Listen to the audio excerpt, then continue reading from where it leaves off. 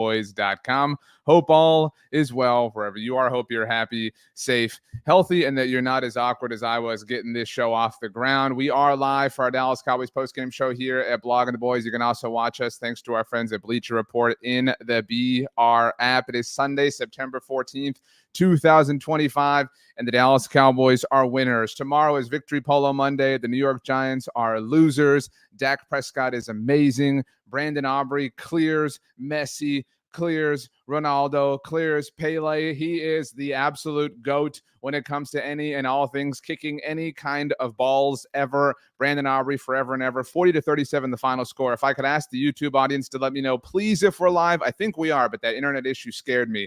Holy crap. My brain is clearly frazzled. I basically shotgunned a venti vanilla sweet cream cold brew. And you would think that I would have had time to drink it because of the fact that this game went to overtime. And this game went to basically all of overtime. It took almost an entire overtime period for the Cowboys to beat the New York Giants. And I know that there are going to be a lot of people who say it's just the Giants. I can't believe it. You guys are celebrating. Thank you, Loco, for letting me know we're live on YouTube. Appreciate you all checking in. Again, anybody can watch us on YouTube. Like the video, subscribe to the Blog of the Boys YouTube channel if you haven't yet. By the way, we got videos all the time. I've got them coming out every single day. You can also hang out with me on social media. The links to do so are down in the description below.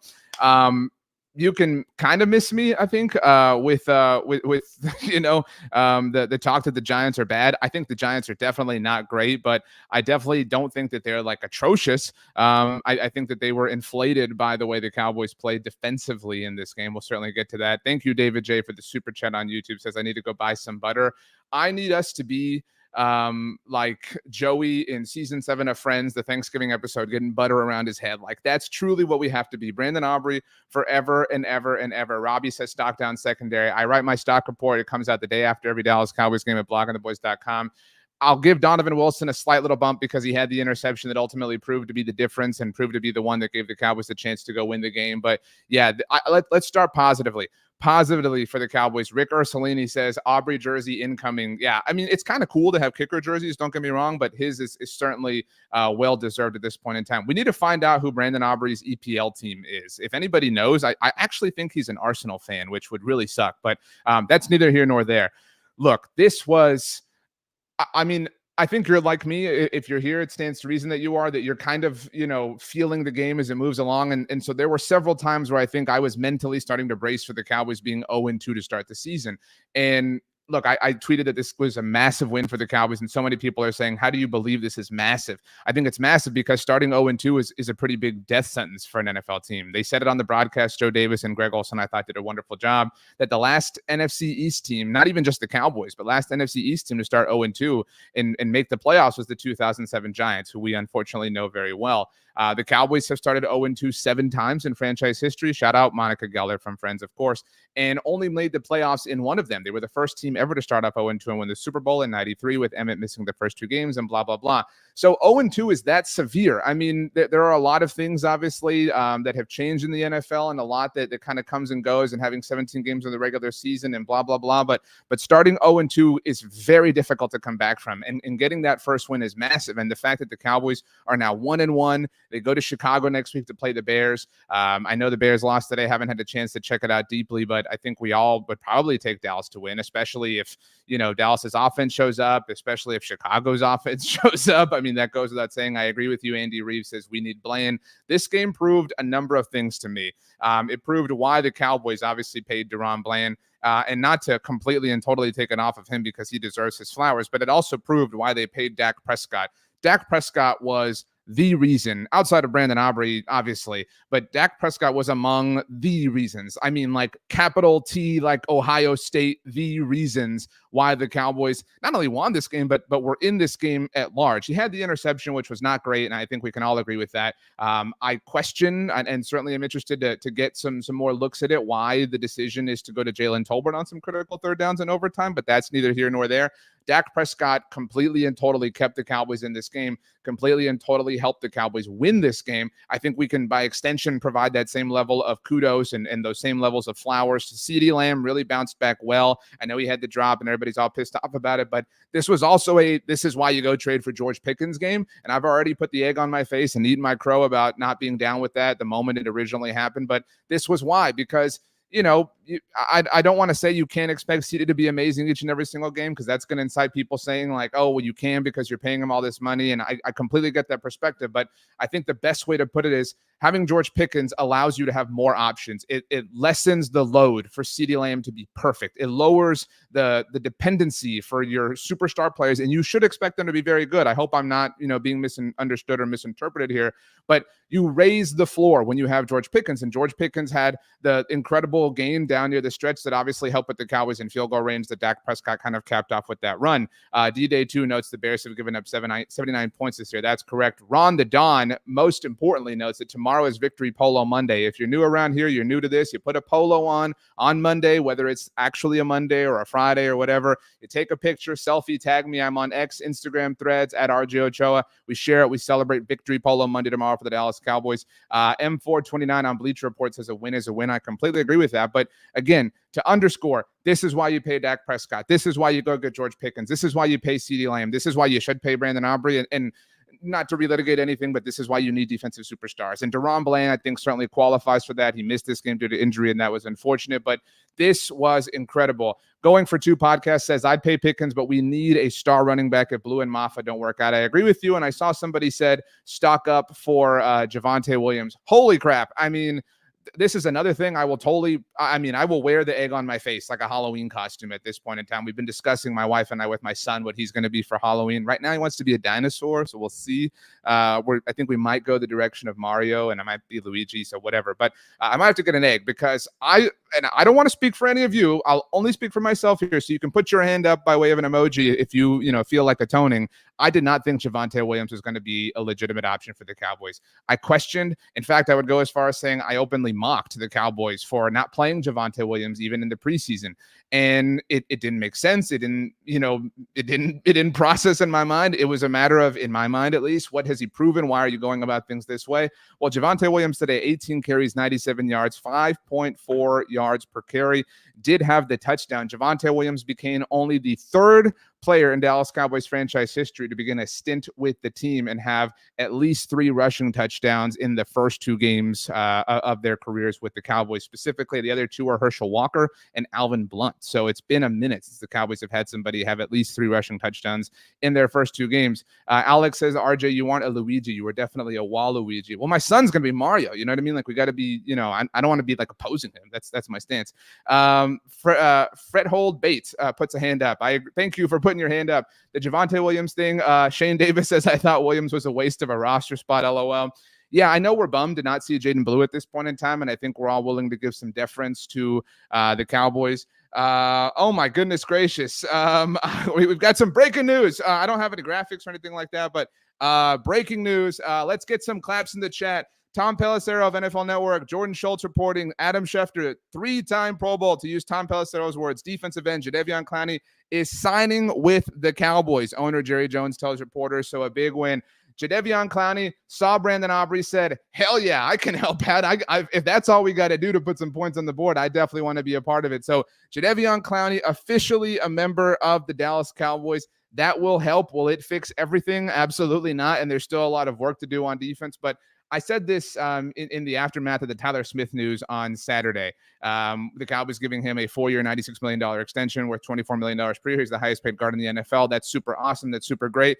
I am not here to relitigate the Micah Parsons situation. I keep using that phrase and that verbiage, and it's important to me to say because I don't want to go down that road. I don't want to have that same conversation. But what I will say is my take on all of it is that the Cowboys played a stupid game with the Micah Parsons thing. Micah deserves some blame and some responsibility. Again, not here to talk about that. They won a stupid prize. They were able to make what lemonade they could out of that situation specifically, and hopefully have committed to not playing stupid games anymore. And that's the part I want to focus on, because since the Cowboys played their stupid game, won their stupid prize, made their lemonade what they could, they have given, obviously, Deron Bland his extension, Hunter Lipke his extension, Tyler Smith his extension. They flirted with Jadeveon Clowney. We all said, hey, you got the second most salary cap space in the NFL. You better go out. You better do this thing. And they just did. So I will give them their flowers. I will say that they look like they are trying. They are doing the things that we are asking them to do, and they are getting incredible play from the guys they're paying, the dudes they're paying, obviously on the field. Dak Prescott, CeeDee Lamb among them, George Pickens. It would be great if you paid him. Brandon Aubrey, it'd be awesome if you paid him. But this is great. Jadeveon Clowney joining the Cowboys. The win was already awesome enough, but Clowney joining this team helps. There's zero doubt about it. This is only a good thing. It doesn't fix everything, but it absolutely goes a long way towards rectifying this defense as the Cowboys move forward across the rest of the 2025 campaign. Now, as we kind of focus on this at large, let's look over here. Anything else? The Cooper Beebe situation, we're still monitoring, making sure no tweets or anything come out. Needed some help getting to the locker room, but this game, I mean, it's crazy to kind of, have so much going on, but there truly is. And so we kind of have to reel it back into focus because we got the Clowney of it all. Jonathan Dortch on YouTube says, stock down Kyrie Elam. I don't know what defender played well. Kenny Clark had the moment early on. I think Osa Digizua played well. James Houston had a moment. I think Kenneth Murray had some pop, right? Like it wasn't just as if like everyone was trash. I don't know that we can say that with full sincerity and full honesty. I do think that the Cowboys secondary definitely needs some work. Like that's the thing here. I mean, there was even talk of Micah, obviously, during the broadcast, and I know that nobody can help it at this point, but I don't know, and I say this with all respect, I don't know that the Cowboys are like sorely missing Micah Parsons. I recognize how stupid that sounds because of the way the defense played, but this is a matter of the secondary, and this is a matter of the secondary being highly injured. Deron Bland's not playing. We still haven't seen Savon Ravel. I mean, this is a secondary that significantly needs some help coming back, needs their players who they're depending on coming back. And Trayvon Diggs is still obviously kind of finding himself. I'm not ready to fully and totally panic as it relates to the state of the defense and what they're going to do or what they're capable of. But my focus, my issue is the secondary. And I said all along during training camp that the secondary presented the highest swing of, possibilities relative to either end of the spectrum. It was just this pendulum that was either going to be really good if everybody was healthy and can play, or was going to be in serious need of work. And so I'm not trying to say or intimate, if Micah's here, it's the exact same thing. But I do think it would be similar on some level because the secondary is down right now. I mean, that's the reality. Like we all recognize the Cowboys just paid Deron Bland to be one of the best defenders on their team, and he's not there. So the fact that he's not there impacts things. Making sure I'm not missing anything. We're still good. Brian Schottenheimer teared up. Shout out to Nick Harris of the Fort Worth Star Telegram for the tweet. This is Nick's tweet. Says talking about Schottenheimer. His 82-year-old mother fell in the airport. Okay. Oh man. Well, thoughts and prayers to Mrs. Schottenheimer. Nick noted that Brian shared his mother fell in the airport and broke her arm. And just days after two of his dogs were bitten by snakes. Praying for the Schottenheimer family. Hope everything is okay. Nick noted that Coach Schottenheimer said he spoke to his dad coming off of the field. Brian has mentioned this several times that he talks to his father in just kind of different moments. And so I think that I know that we have issues with this team, but holy crap, I think that we have to say that they have a pretty solid head coach. And that was, if we all are holding our hand up on being wrong about Javonte Williams, and I appreciate those of you who are honest about this, I think we have to hold both hands up and like wave them around about being wrong on Brian Schottenheimer, because I will speak only for myself. You can put yourself in this mix if you want. I will tell you exactly what I tweeted. That the night they hired him, that 9 p.m. tweet I fired off on that Friday night, I said, this is one of the darkest days in Dallas Cowboys franchise history. Now we're 2 games in, 1 win in. Nobody's trying to massively overreact, but Brian Schottenheimer has earned his keep. I will say that tweet was not about Brian specifically, but as it relates to Brian specifically and what he's done, he has earned his keep. He has proven not only to be an incredible culture setter by way of demanding certain things from his players and accountability within his players, within his roster, within his locker room, with things like Jaden Blue and Mozzie Smith not being active, all due respect to them.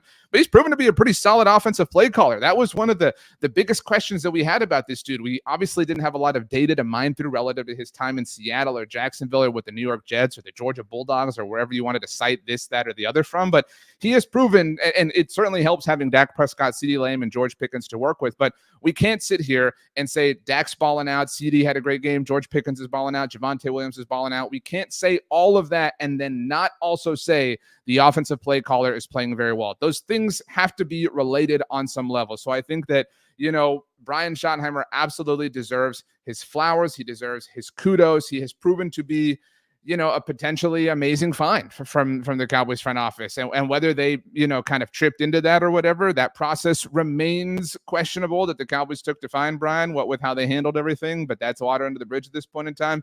He has proven to be a very solid head coach. I mean, think about, I'm not suggesting that he's a better answer at this point in time. Nobody's here to overreact, but think about the top two names, obviously, in the NFL from a hiring standpoint, were Aaron Glenn and were Ben Johnson, and both of those head coaches are 0-2. And again, you're talking about 2 games here, but Brian Schottenheimer looks the part. I have not seen an update, on Javonte Turpin. I know some of you are asking on Twitter, making sure I don't miss anything here, but here are my biggest winners in my immediate after the fact. Shane Davis, by the way, on YouTube says, to be fair, no one could have predicted he would be a competent coach. There was no evidence to prove it. Yeah, I think so. I mean, multiple things can be true, and multiple things were true at that point in time. And the Cowboys have, worked very hard to earn some of our trust back and then burn some of that work up with the way they handled the Micah situation, and then have done some work since then, as we've noted. But it's been a rocky ride to get to this point. But dare I say that on September 14th, I trust the Dallas Cowboys. That I'm not saying that I think the Cowboys are going to win the Super Bowl, but as of September 14th, in the aftermath of this win, and I'm admittedly riding the high of the win, as I'm sure you are, as of this moment, I trust the Cowboys. I trust their coaching staff. I trust their scouting staff. I trust their evaluations of things. I trust their front office to do competent things. I'm willing to give them some trust. Now, I'm not giving them my full and total heart or anything like that, right? Last Christmas I did, and they gave it away. But, I mean, they are proving to be a group that is deserving of some trust, is deserving of some belief, and that can fight and scratch and claw their way out and pull off a win, even if they caught some lucky breaks along the way, like Russell Wilson. Look, the interception was crazy that Russell threw to Donovan Wilson. I think we all can agree with that. But the crazier thing was the backwards pass on second down on the possession prior. That was absurd. I mean, like, if I was a Giants fan, if we were Giants fans, I'd be pissed that happened here. I thought Brian Daboll handled this game in a very strange way, especially as he was going back and forth with Russell and Jackson Dart. It obviously worked out for him from an offensive output standpoint, but man, it is awesome to not be 0-2. It is such an incredible feeling. Let's see here. Scott Paul Crawford says this win showed tremendous resilience, which reflects well on the head coach, and I agree with that. This game felt like, and maybe this is not the best comparison, but this game felt like the watermelon kick game that Dallas won against Atlanta early in the 2020 season. That was a wild and crazy victory as well that involves some heroics on special teams specifically. But it also, I think that game required a little bit of weirder luck. I think that ultimately this game was about calculated luck. I think that we are not making a big enough deal about the calculated decision from Brian Schottenheimer to play for the 64-yard field goal. I know that the broadcast had a lot of fun with this, and I know that it looked really easy for Brandon Aubrey and everything, but like, think about that. There was zero doubt that the Cowboys completely and totally played for the 64-yard field goal. In fact, the play prior to it, they handed it off to Javonte Williams to just pick up an extra few yards to put themselves in the proper position, line things up. I mean, think about the level of trust and confidence. It's one thing for us to sit here and joke, and maybe it's not even a joke at this point, that Brandon Aubrey can kick it from anywhere, can kick it from all the way downtown. But it was complete. It wasn't something the Cowboys tripped into. It wasn't an accident. It wasn't a prayer. It wasn't we have no other shot. Let's just try a field goal and see if it works. No, it was calculated. It was a conscious decision. It was a conscious sequence of decision making that the Cowboys employed and deployed to ultimately say, this is our yardage. This is where we have to go. 64 yards. That's money. Let's do it. And they executed wonderfully. And they deserve a lot of credit for that. Not just the players on the field and Brandon Aubrey and his foot and the special teams unit and everything like that, but Brian Schottenheimer and the calculation, the game planning that goes into something like that, because it worked out perfectly. Now, somebody's saying that Jane Slater said that Javonte Turpin, that his x-rays were fine. I haven't seen this Jane tweet. I'm in no way doubting her. Jane is awesome and a friend of the show. I don't see it here, but that's what somebody said. And here we go. Jane Slater's tweet: Javonte Turpin tells me my x-rays came out good, adding I'll be fine, but says his neck is stiff and they have him wearing a neck brace. He was in good spirits. His teammates clowned him for the neck brace, so that's encouraging. That's great. I mean, that everything seems well, and we certainly wish Javonte Turpin the best, wish Cooper Beebe the best, and any and all injury updates we'll certainly have for you throughout the week at bloggingtheboys.com. In fact, as I'm here live with you right now, our staff is working on a couple of articles, so always stay tuned to Blogging the Boys. Just open a tab on your phone and refresh it throughout the day. Let's see here. Shane Davis says, Aubrey hasn't given us a reason to not believe he can kick from anywhere. He is amazing. I mean, the Cowboys have had some amazing kickers. I mean, they resuscitated the career of Brett Maher. Greg Zuerlein had an awesome moment. Dan Bailey, obviously, his career speaks for itself. I mean, like the just casual nature that Brandon Aubrey can do this with is astounding, really. Cowboys, this is a John Machota tweet. Shout out to John, also a friend of the show. Cowboys coach Brian Schottenheimer declined to share what Dak Prescott said in the locker room before giving him the game ball. And John had Brian's quotes as, if I tried to spit it out, I'd cry. And I don't feel like crying right now. We all are crying, Brian. It's okay. Stephen Brannon, thank you for the super chat. You don't have a comment attached to it. I'll be looking for your other chats. Maybe you put it somewhere else. Rick Ursulini noted Jeff Cobb tweeted a picture of BB needing help walking off the field. Yeah, he needed help getting to the locker room, so hopefully everything is okay. Look, this was just massive. I can't I'm not saying beating the Giants is representative of being this amazing team. I do think the Giants played their hearts out, and that has to be a super demoralizing loss, especially from the perspective of what else do we have to do to finally beat these guys? That sucks. But that being said, what's huge about this is not being 0-2. Again, the Cowboys have not been 0-2 to start a season since 2010. And I don't have to tell you how bad of a season that was if you've been around long enough. That was literally the last time they fired a head coach before the season ended, when they got rid of Wade Phillips. And so it is a big deal to be 0-2 in a negative way. And the Cowboys avoided that, and they pulled it off.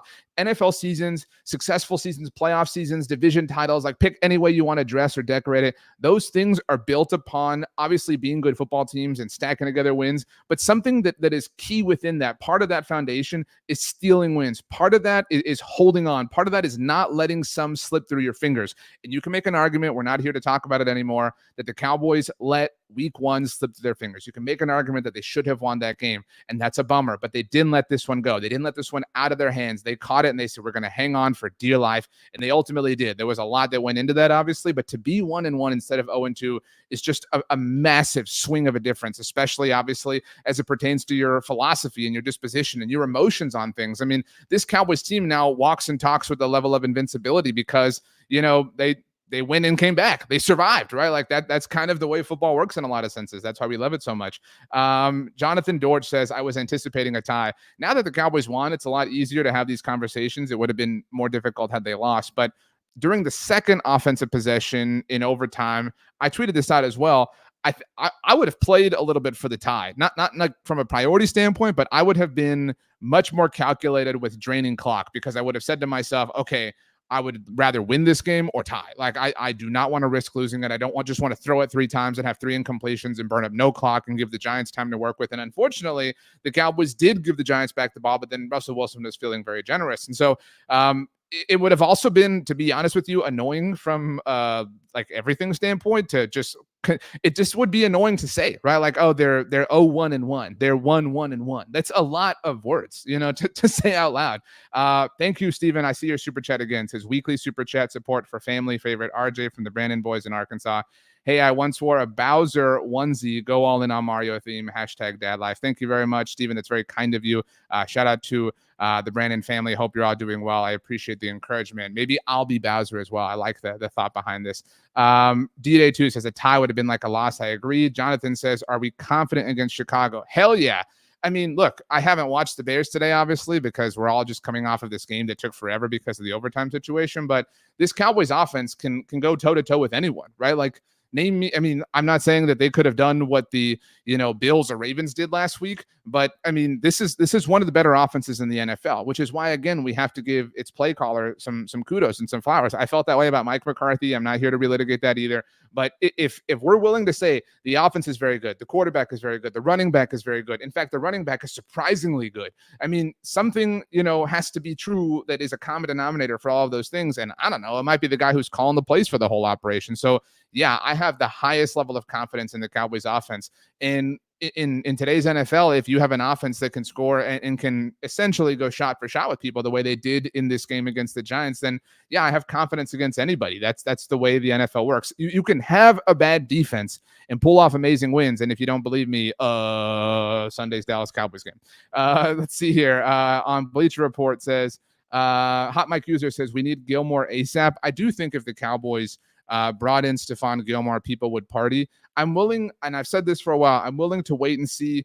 I would love to see Savon Ravel get in on everything. We have no idea how long Deron Bland's going to be out, but I mean, this is a group that feels like it has potential. They just have to be healthy, and they're not quite yet. So I'm not ready to panic quite yet as far as the secondary is concerned from a let's make a move standpoint, but they definitely have to play better. I don't think there's any doubt about that. And I would challenge, I love Matt Eberflus, and I think he had when week one happened and the Cowboys lost, I sat here and I said the defense played great in the second half, especially after the delay. And what I said then and what I said in the lead up to this game was that I wondered how much of a factor the delay had on offensive performance in general, both on the Dallas and Philadelphia side. And I think looking back on it, especially given that nobody on the Cowboys or Eagles scored any points after the lightning delay in week one, I think it's fair to say that the lockdown that happened from a Cowboys defense standpoint against the Eagles maybe had more to do with the lightning than anything else. Because again, I think we can point to some moments, obviously on Sunday against the Giants. It wasn't 100% bad from a defensive standpoint, but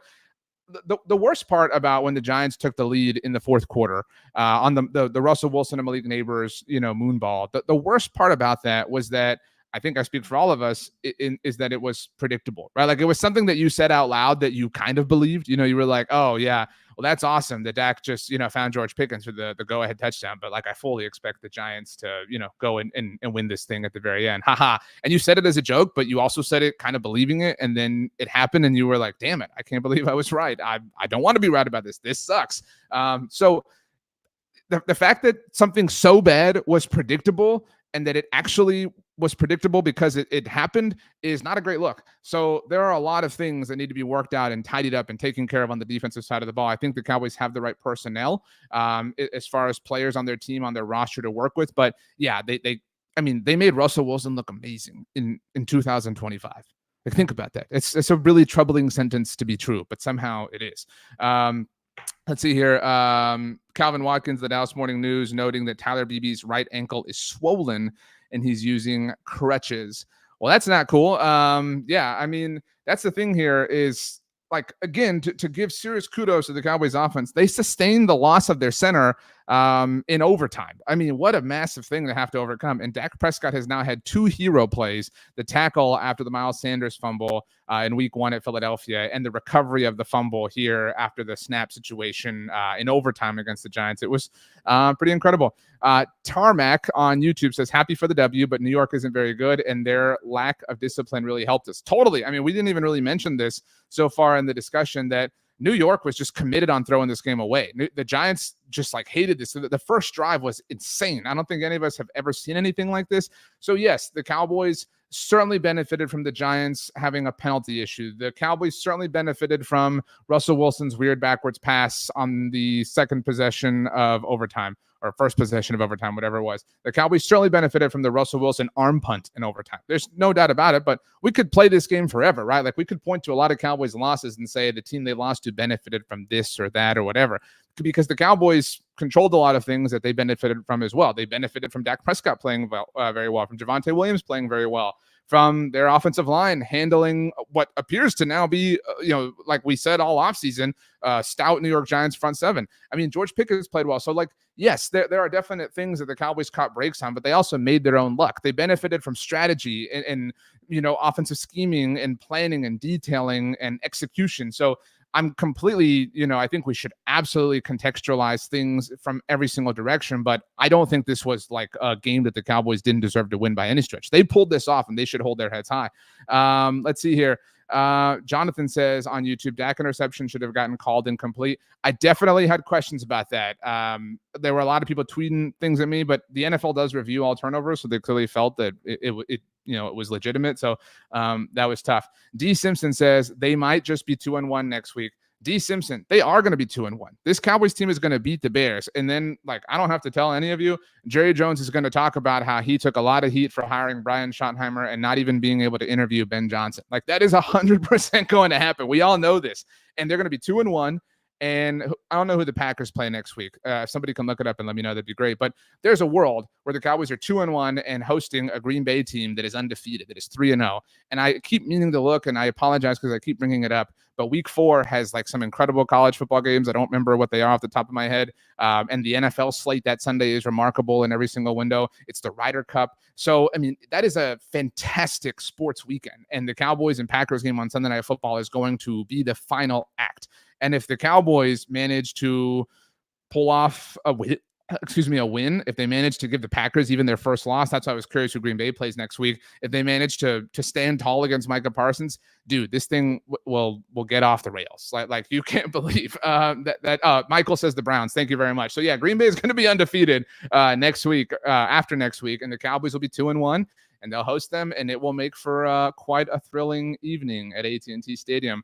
Look, I think that the most important thing that an NFL team can do is have a franchise quarterback. The Cowboys have that by way of Dak Prescott. The next most important thing is to have a head coach who you can trust. The Cowboys have that in Brian Schottenheimer. He has proven that we can trust him. They have all these other ancillary parts around them, right? They have CeeDee Lamb and George Pickens and Jake Ferguson, and now they're doing all these things like paying Deron Bland and paying Tyler Smith and supplementing things with different mechanisms and things that we've asked them to do. I recognize that it sounds like the bar is low, but what I'm saying is we can sit here and rightfully, fairly, objectively bag on this team for acting like children for a very, very, very long time. But here and now, in this moment, they are acting like adults. In fact, they're acting like fully competent adults, and they're acting like fully competent adults, and the results on the field are speaking to that, or a testament to that. So look, I'm not prophesying or suggesting that the Cowboys are going to win the Super Bowl. I'm not coping in that kind of way. But what I am here to say is that it has been a long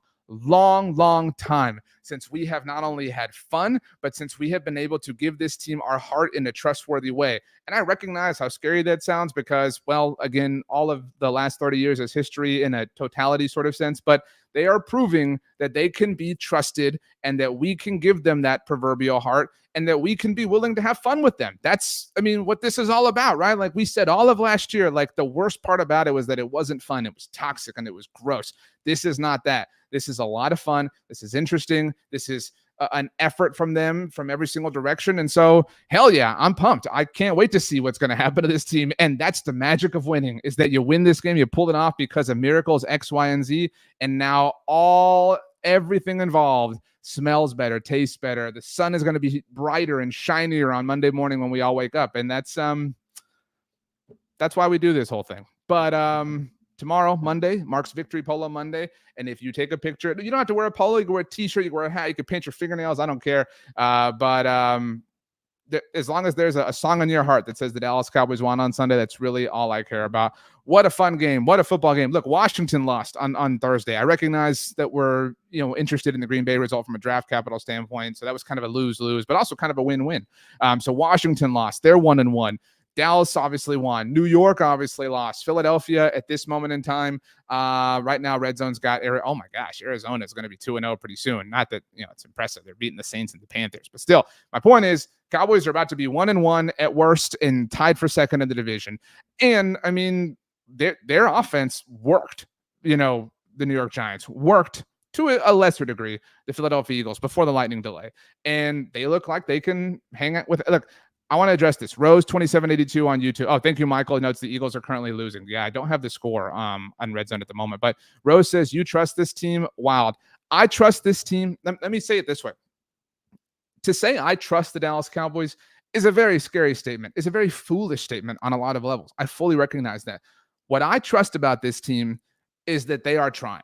I trust and believe legitimately that they are trying. I can tell you with full honesty that I have not only doubted, but I've been convinced that they were not trying many times in the past, a lot of the past, sometimes a majority of the past. I'm not here to tell you, watch out, they've turned a new leaf, everything is perfect, everything is kumbaya. That's not my point. But right here, right now, if you're not saying that you are willing to trust them, that they have earned some trust, I don't think you're being fair. I understand skepticism. I understand cynicism. They have earned that right. They have earned the right to be doubted. But my point is that they are providing some benefit of the doubt back. They are earning the reason to give them more of that. You can give them as much or as little of this proverbial rope as you want to. But right now, from a front office standpoint, from an aggression standpoint, both on the field and within the front office. I mean, this coaching staff is aggressive. This coaching staff does not punt. This coaching staff is not here to tie. This coaching staff is here to go down swinging. That's fun. I will completely and totally trust that. And if it's not good enough, and odds are it won't be because it's the NFL and it's very difficult, I can at least square that in my mind. I can at least square that they gave their all, they gave their full effort, they tried, and someone else was just better. That is acceptable. That is understandable. It still isn't cool. It still isn't ideal. It still isn't the standard, but it makes logical sense in a way that a lot of results from Dallas Cowboys history have not. So that's what I mean by saying that I trust them. Any other updates? No, I think we're good. All right. I love you all. I hope you have something fantastic for dinner. I hope you have something delicious for breakfast on Monday. I hope your coffee tastes amazing. I hope you tag me in all of your victory polo Monday pictures. A lot of you are saying you don't trust the defense. I see you, Hot Mike user in the Bleacher Report app. I'm completely with you there. That's completely and totally fair.